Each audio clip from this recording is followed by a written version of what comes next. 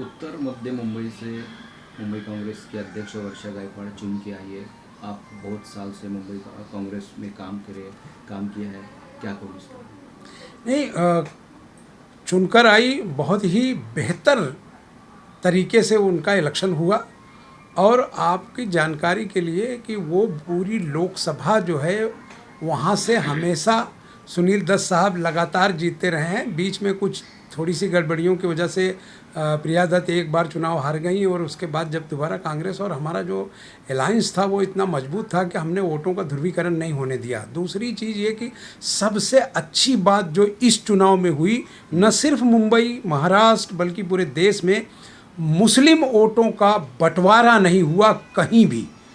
आप ये समझ लीजिए कि जो लोग इस देश के इलेक्शन में ये गणित लगा के गेम खेलते थे कि मुसलमानों के वोट को डिवाइड कर दो, कभी वो एमआईएम के कैंडिडेट को कर देते थे, कभी वंचित बहुजन को कर देते थे, कभी जो है पीस पार्टी को, अलग अलग पार्टियों के बीच कैंडिडेट खड़ा करवा कर, ये वो पार्टियां नहीं करती थी क्योंकि उन पार्टियों में दम नहीं है कभी चुनाव लड़ सके।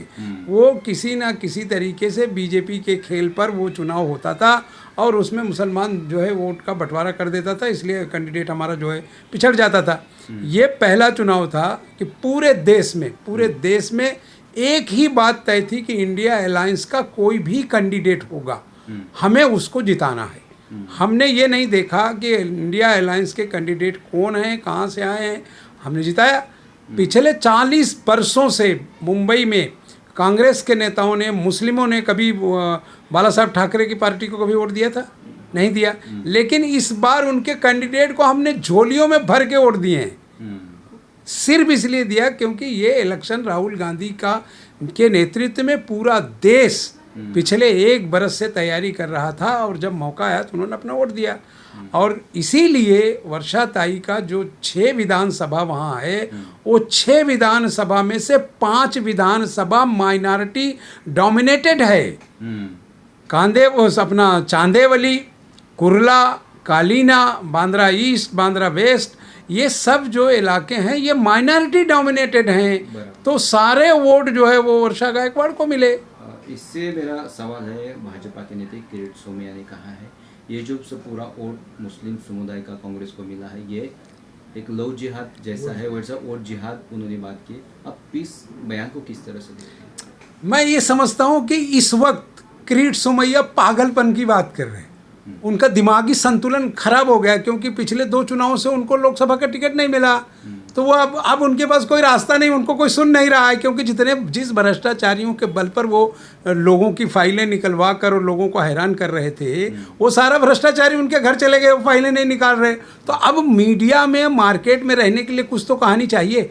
उनको अक्ल होनी चाहिए कि अगर ये वोट जिहाद होता तो एमआईएम क्यों हार जाती चुनाव? महाराष्ट्र में उनका एमपी था ना।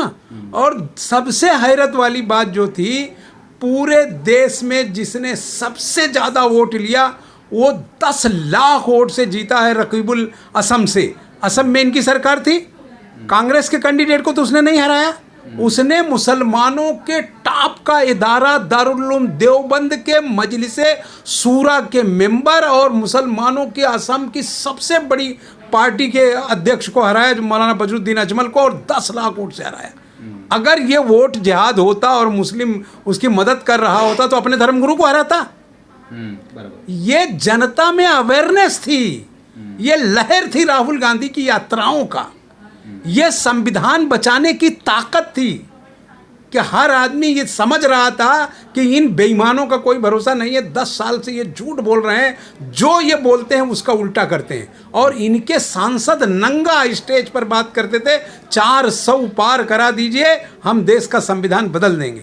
तो देश की जनता को ये लगा दिल में कि ये जरूर संविधान बदलने की तैयारी कर रहे हैं, ये देश टूट जाएगा। बाबा साहब अम्बेडकर के प्रति जो सम्मान है, मुसलमान, हिंदू, दलित, छोटा बड़ा जो भी था, उन सब ने मिलकर वोट किया। खाली मुसलमानों के वोट से कोई नहीं चुन के आया।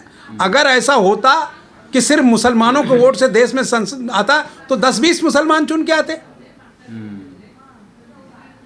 और ये जो बात कर रहे हैं वो उनको कुछ पता नहीं है। उनका नफरत, उनके दिल में, बीजेपी के दिल में एक नफरत है मुसलमानों के लिए, उसी नफरत का वो प्रयोग कर रहे हैं। और आप मुंबई की बात कर रहे हैं, देश भर में हुआ ना। ये जो बता रहे थे कि हम इनका वोट मुसलमानों को मिल गया, वहाँ उज्जवल निगम, अरे नरेंद्र मोदी के खुद के क्षेत्र में एक बूथ पर 3 वोट मिला है उसको। 536-37 वोट बनारस में अजय राय को मिला। अजय राय को कौन सा लो जिहाद की तरह वो वोट जिहाद कराने गए थे?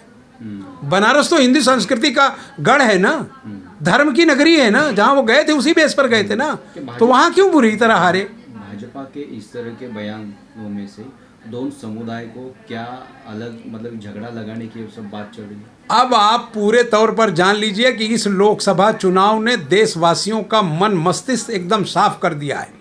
इस देश में रहने वाला जो बाबा साहब अम्बेडकर के संविधान को मानेगा और जो इस देश की खूबसूरती पर विश्वास करेगा, खूबसूरती से मुराद आपसी भाईचारा, हिंदू मुस्लिम, इन चीज़ों पर जो आदमी विश्वास करेगा वो कभी अब लड़ाई नहीं करेगा।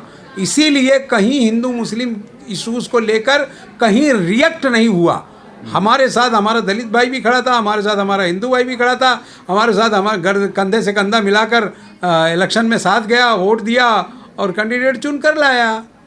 किरीट सोमैया जैसे ऐसे जो बयानबाजी करने वाले बहुत सारे नेता हैं, आप उनको क्या सलाह देंगे? उनके लिए यही सलाह है कि जैसे मोदी जी सरेंडर हो गए वो भी सरेंडर हो जाएं। मोदी जी सरेंडर हो गए ना उन लोगों के सामने जिन चीज़ों के लिए जो टीडीपी के अध्यक्ष के साथ उन्होंने समझौता किया। आप उनका मैनिफेस्टो पढ़ लीजिए। वो रिजर्वेशन मुसलमानों को देंगे, वो मस्जिदों के लिए एफएसआई देंगे, वो जो है मदरसों के लिए अलग से फंडिंग करेंगे, वो उसके बाद ईदगाह और अलग चीज़ें अलग से देंगे। ये सारा उनके मैनिफेस्टो में है और उनको करना है। तो इन्हीं के विरोध में तो ये गए थे कि हम मुसलमानों को रिजर्वेशन नहीं देंगे, हम इनको देश से निकाल देंगे। वो गाय काटता है, वो मुसलमान बैल का गोश्त खाता है, तो उनको तो पता है ना कि अगर उनको पता है तो फिर चंदा क्यों लिया? मांस बेचने वाली कंपनियों से 250 करोड़ का चंदा किसने लिया? बीजेपी ने लिया ना। ये धर्म के ठेकेदार नहीं हैं। अगर ये धर्म के ठेकेदार नहीं हैं तो इनको भागवत का भाषण सुन लेना चाहिए। भागवत ने इनको नंगा करके रख दिया। तो ये इनके पास अब कुछ नहीं है। इन्हें चाहिए कि देश की जनता बहुत प्यार से रह रही है, उसको बहुत अच्छे तरीके से रहने दें और देश के लोगों को एंजॉय करने दें। ये चुनाव इतना बेहतर तरीके से हुआ है कि मुसलमानों पर या दलितों पर अब आरोप आप नहीं लगा सकते।